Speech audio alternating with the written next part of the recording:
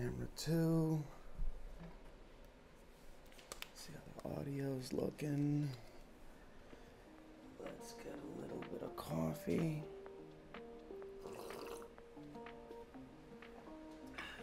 That's probably good for audio. That's slurping.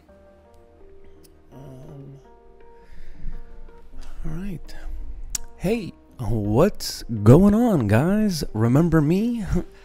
For those of you who don't know, my name is Alex Ruff, and once again, welcome to my channel. I know, I keep saying I'm gonna get back on this, and I keep not getting back on this, but I'm really trying to get back on my grind, guys. I feel like everybody nowadays is in the content space, and I somehow fell out of the content space, at least when it comes to my YouTube stuff, which is kind of a bummer, because I really enjoy making these videos. I hope the audio sounds good. By the way, I recently got my hands on this Audio Technica AT2020 specifically for a podcast that I'm gonna start soon, so keep an eye out for that. But I figured I'd roll the dice and see what the audio quality I'm rusting. See what the audio quality would sound like for just, you know, a regular YouTube video. I wonder if I should speak close to the mic or maybe a little further away. That's why I got the headphones on as well, just so I can monitor the audio. So yeah, I want to get back on the space. I want to start making some more videos, a handful of vlogs, but I want to focus more on some educational stuff, guys, some tutorials, some tips, some tricks. A lot of people ask me on a semi-regular basis just questions regarding how to do certain things with like photo or video, so I figure, you know, why not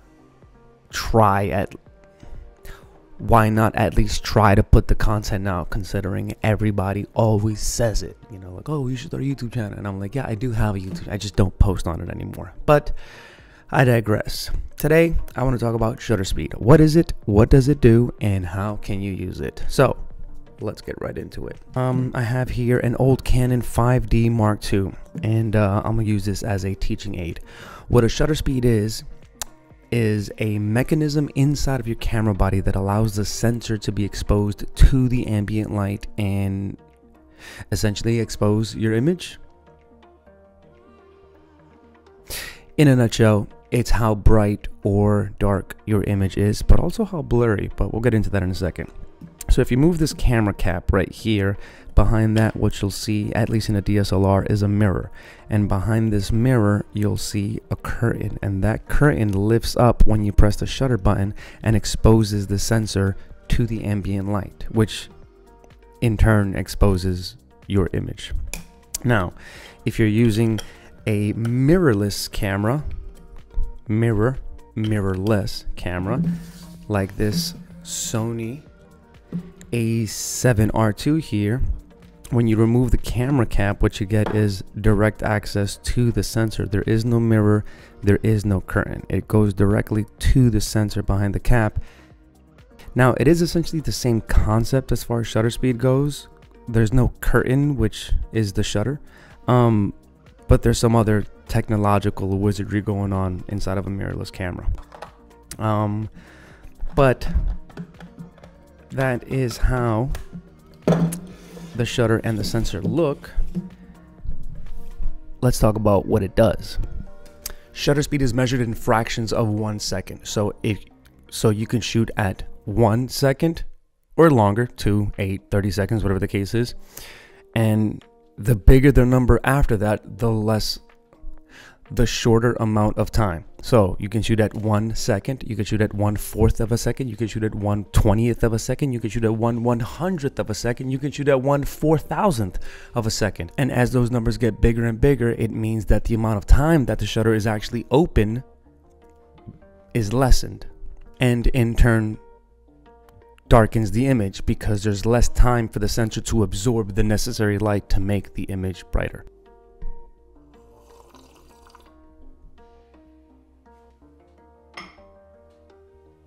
So regarding the fractions, every time the number is doubled, you're increasing the amount of exposure by what's called one stop of light.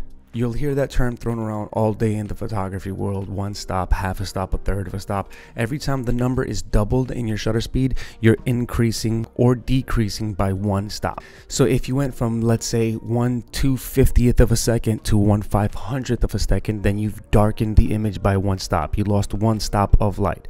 Or conversely, if you went from 1/50th of a second to 1/25th of a second, then you've increased the amount of exposure by one stop, or you gained one stop of light. That's a little bit more technical information, but it's still, good stuff to know. That being said, shutter speed also determines the amount of motion blur in your image. So if you're shooting at a slower shutter speed, then as that sensor is exposed to the ambient light, things passing through that sensor are going to leave a trail behind, or a blur. If you're shooting at a faster shutter speed, you're more likely to freeze the image because it's open for such a short amount of time, such a quick fraction of a second. Now, there is a time and a place for both of these options, both sides of that equation. Say you're shooting a large body of water, for example. I don't know, I went to Maine a couple years back to shoot a lighthouse, and it was on some rocky cliffs, with a bunch of water around it, and I shot at like a 30-second shutter speed. And what happens is, as all of the water moves around in frame while the shutter is open, it all just kind of blurs into itself and then kind of seems like a mist or a fog, which is a very cool effect if you're shooting, waterfalls or maybe even light trails. You'll see a trail of light because it's just one long motion blur. Whereas opposed to shooting at a higher shutter speed, if you were shooting, some type of wildlife, birds, sports, a guy on a bike, anything that moves fast, you want to shoot at a faster shutter speed in order to isolate that image and really freeze the moment. And that is pretty much what shutter speed does. I'd like to keep this short, sweet, simple, and to the point. I hope I conveyed that message clearly enough. It's hard to kind of teach things sometimes because I'm not necessarily, a teacher. But if you guys have any questions, feel free to drop a comment down below. If you have any requests or recommendations for future videos, tutorials, and such, drop a comment down below. Let me know, guys. And I'm going to try my best to be a little bit more consistent with this. I'm going to try my best to be consistent, period, with this. There's no little bit more because there has been no consistency in recent past. But, let's see what happens. I'm kind of in a groove right now. I want to keep this going. Drop a comment, hit that like button, guys, and maybe consider subscribing. Also, let me know what you guys think about the audio here.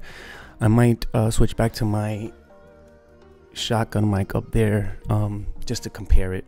But yeah, see you guys. Bye.